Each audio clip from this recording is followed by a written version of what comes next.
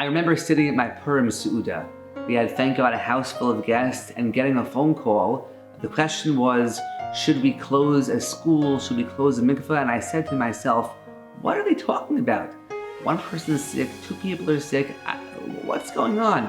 Who would have known that was the beginning of a year plus of a situation which we could never have dreamed or imagined?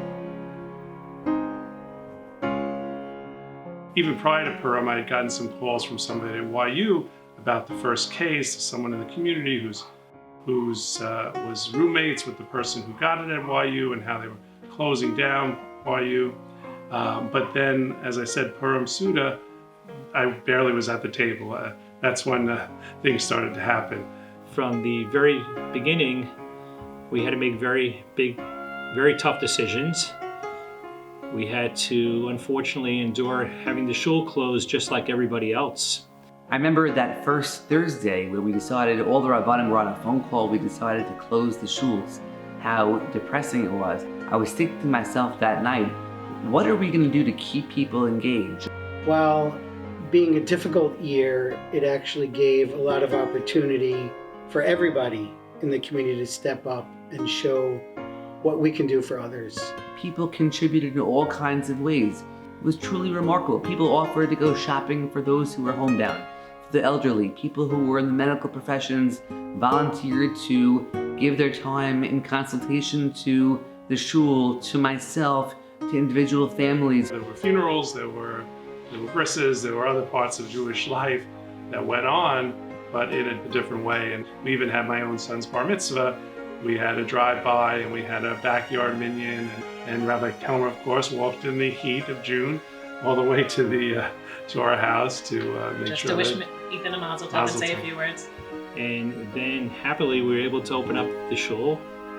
We had to do it in a way to keep everybody safe, in order to space people apart the right way.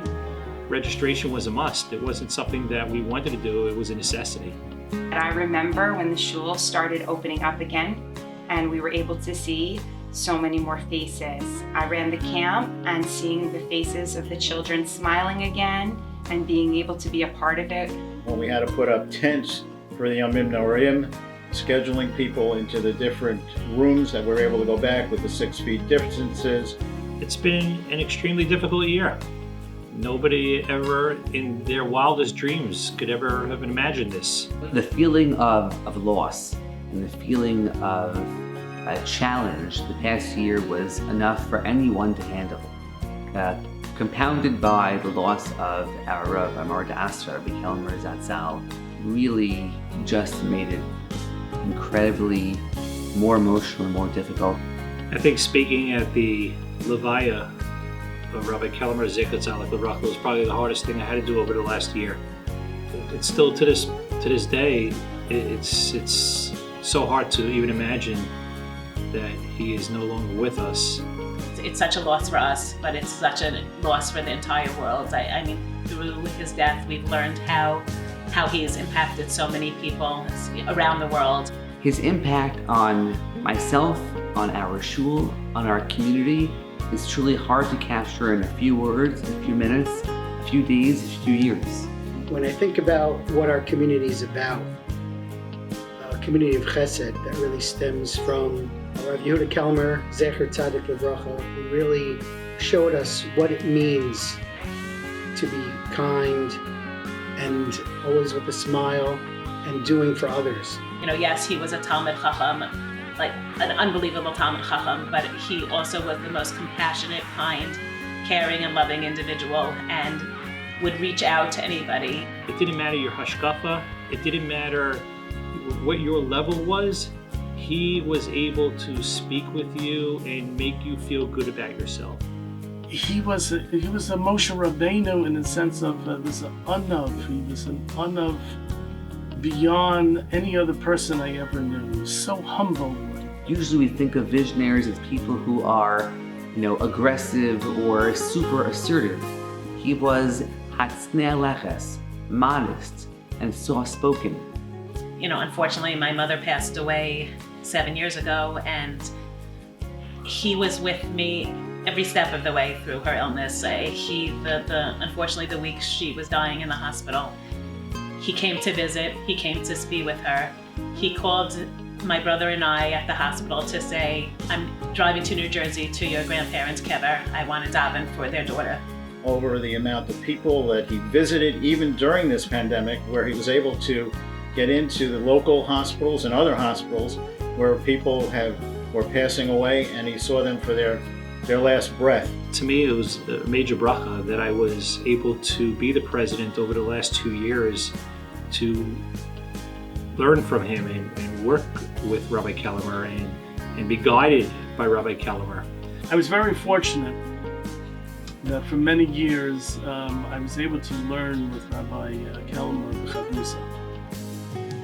I used to go to him in 12:30, 1 in the morning. He was just rearing to go. It was just beginning of the day for him, and I was exhausted. I realized that I was learning with a Gadol B'Yisrael, someone who has just so much ability to be able to paskin, and with confidence and with feeling and concern. I've been able to be with him for 28, 29 years. There's never enough time. What he taught us, you can't learn anywhere else. You're not going to learn it in a book. You're not going to get it taught by anybody else. He taught us values. He taught us values of life. He taught us how to be a good person. He taught us how to be a mensch. And now he taught us how to be a community. He taught us how to be in a community in Achdus. It's really so hard for all of us to comprehend how our community is going to be without Rabbi Kellemer. West Hempstead and Rabbi Kellemer are synonymous. He is so missed, and it's our job as a community to take all the lessons that he has taught us over the years and carry that forward. I've often thought if I had one more opportunity to walk with Rabbi Kellemer, to ask him, what would I speak? I think with Rabbi Kellemer, I'd just give him a hug, to thank him. Thank you for everything. Thank you for these years.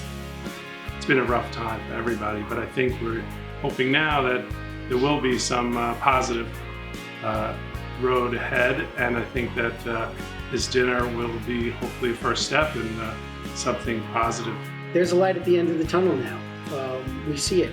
We're going to move forward and we're going to get stronger because that's what we do.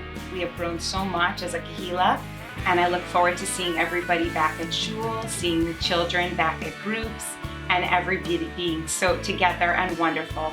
We've seen things about ourselves we didn't know, talents that we had, character that we had, emotions that we had.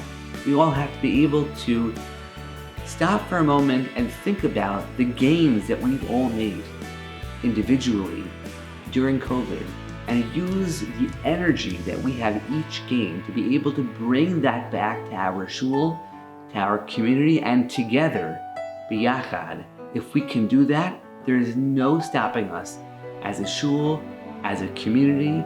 There is truly no end. It is immeasurable.